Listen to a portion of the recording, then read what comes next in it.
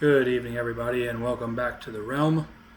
Um, little showcase tonight. We're going to do a Who Should You Summon? If you did not know, or you're not keeping up with the current game, what happened was the devs listened for the anniversary event, and they changed the anniversary ancient summoning to a select your own. So if you look here in game, it used to be a Jezebel Sithra 20 times rate up, and they changed it to you can go for Jezebel, which everyone should be tracking her at this point, being added to the game, and then you get to choose your own. It's the first time it's ever happened. It's a big deal. I am going to specifically not stay in the game tonight for the first time. I'm actually going to go outside the game, but I wanted to get this out tonight because everything starts tomorrow. The summoning doesn't start until it looks like Sunday, I think, but it's coming. So what I want to do tonight is I'm going to bring this in tonight. So I'm on Fastidious' website. If you did not know, it's fastidious.gg. I'll link it in the description of the video. But when we talk about who you should summon, I wanted to come to his website because I come to his website for a lot of information. He's got all kinds of different things you can do in here, pack calculators to figure out if you should buy something.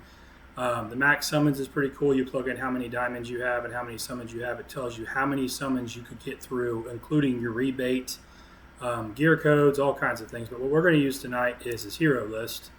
And the reason I'm using his hero list is because we want to use this button right here for Ancient Exclusive. So who should you pick? Now, obviously, this has the lords in it, but you cannot pick another lord unless I'm totally missing something. You can only pick another regular hero. But out of the Ancient Exclusive pool, let's talk about who you should pick. Now, I have not heard anybody say that the number one choice is not Valara. Unless you have her, well, I guess if you have her, you're okay. But if you do not have Valara, she is the meta in almost everything. I'm going to click on her. Again, this is Fasty's website. I'll link it down below. You can go and look at yourself. But she is triple S tier. She is S in every single thing that she does. The only thing she's not just like absolute the best in is like Abyss because it's not single target. But when it comes to anti-air, AoE, Conqueror, I mean, look at it. He's got it rated out on his website. You can tell she is just everything. So if you do not have Valara, you absolutely have to get Valara. I have been very blessed with my account. The first time she came around, I think I got her all the way to A3. And then when she came on a banner with Ingrid, I managed to get her to A5 without getting Ingrid. Figure that out. That was before the pity system was in place. But your number one has got to be Valara if you do not have her.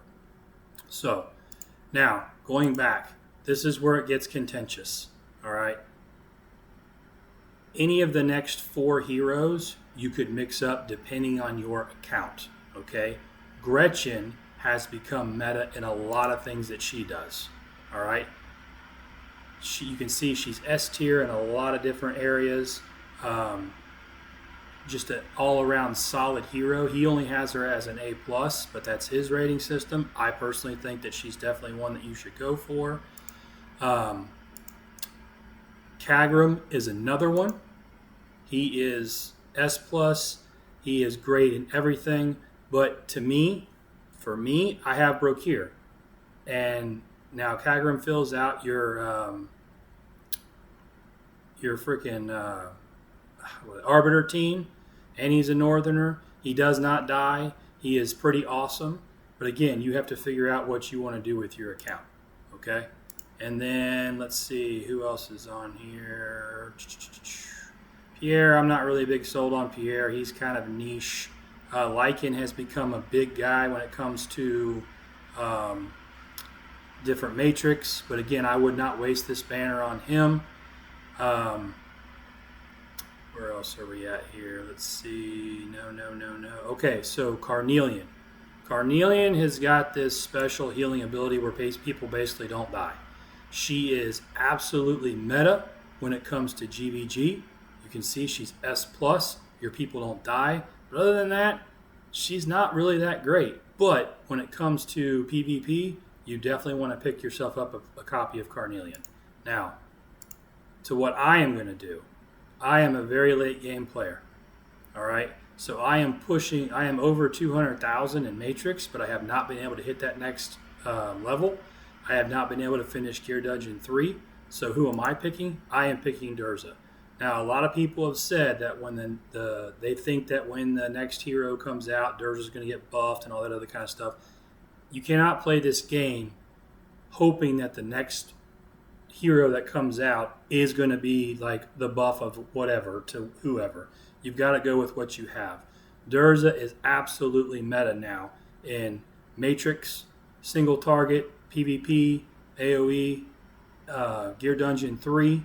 He's got her A+. I think that's low. I would actually have her in an S tier, depending on the comps. But to me, I think Durza is probably who I'm going to go for personally, because I don't have... I have Valara, like I said, A3. I don't have Kangram and I don't have Durza. Those are the only two that I don't have. The rest of them I have. So that's why you have to do what you can for your account. Carnelian, I've got one copy of them. But so if I was going to tell you all right now, and again, you have to do what your account can handle, you got to go Valara number 1. And then it's between Kangram and Durza number 2 and 3. And then I'd say go for Gretchen as number 4. And then 5 is probably going to be a Carnelian. But that is just my opinion. Everyone has to evaluate their own account. If you want me to specifically look at your account, drop me a comment down below, and I can look at your account and tell you what I would recommend. But again, at the end of the day, this is all up to you. There are some people out there who have a copy of all 5 of those heroes who might go for Su Yu. She all of a sudden has come on. She is kind of hanky when she goes on the field, comes off the field. But again, she's got her different. He doesn't have her rated, I don't think. No, he doesn't have her rated. But she's got her places. There's a lot of niche places. But one thing I can tell you is Valara is basically everywhere. If you look at comps for anywhere in the game, outside of specifically like a Abyss, you're going to see a Valara in there somewhere. So that's my thoughts on who you should summon. It is coming up very, very fast. Again, go to Fastidious' website, fastidious.gg. I'll link it down below. And play around with his website too. But I wanted to use this because it's really easy to sit here and just filter it by Ancient Exclusive and to pick them up. Now, if something comes out and you're allowed to get a Lord, which I don't think is going to happen because they're already releasing a Lord, but that would be absolutely insane. That would be the twists of all twists.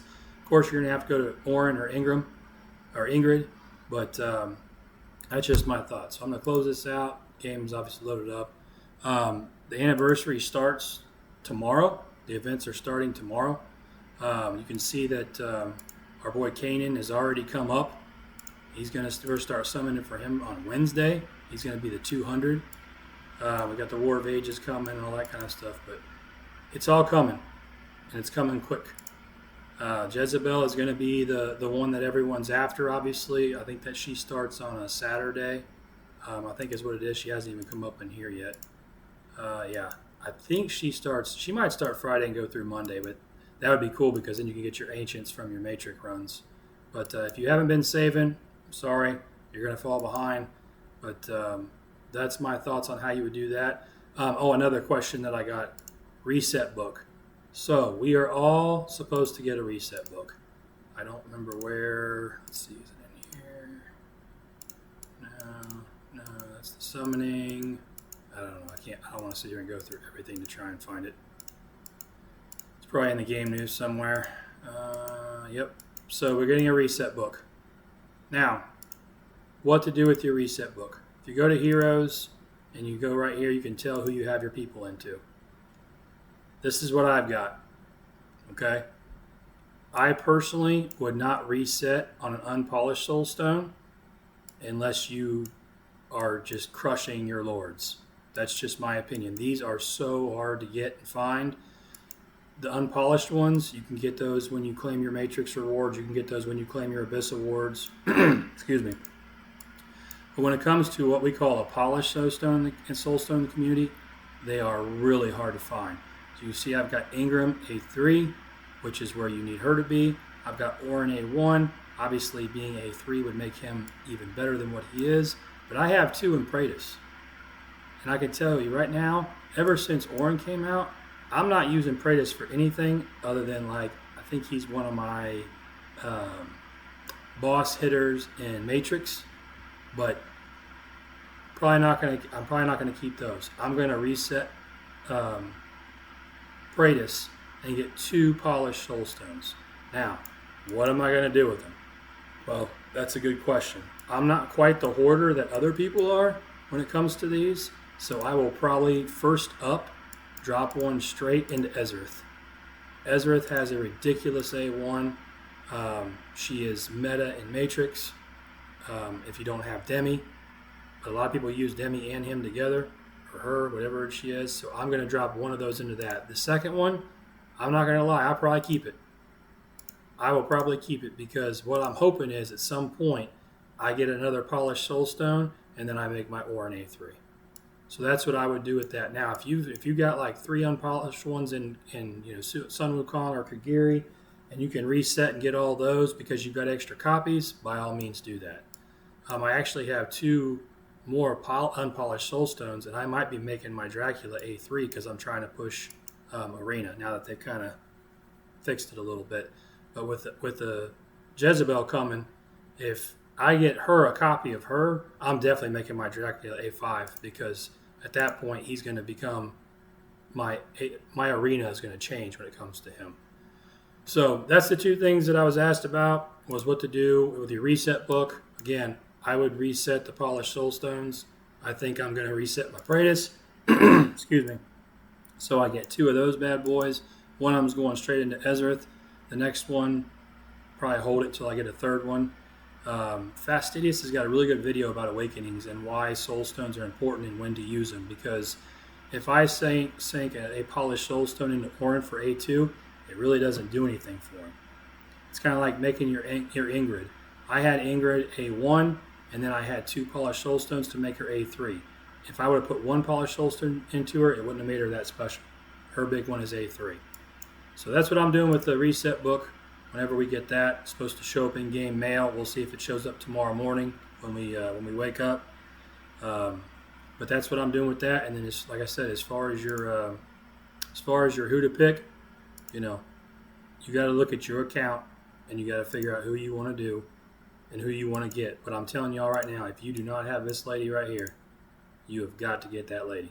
She is the one. And then after that, I already told you guys my next 4. Let me know down in the comments if you have any questions. I appreciate y'all stopping by on a Sunday night. And like and subscribe to the channel, and we'll catch you on the flip side.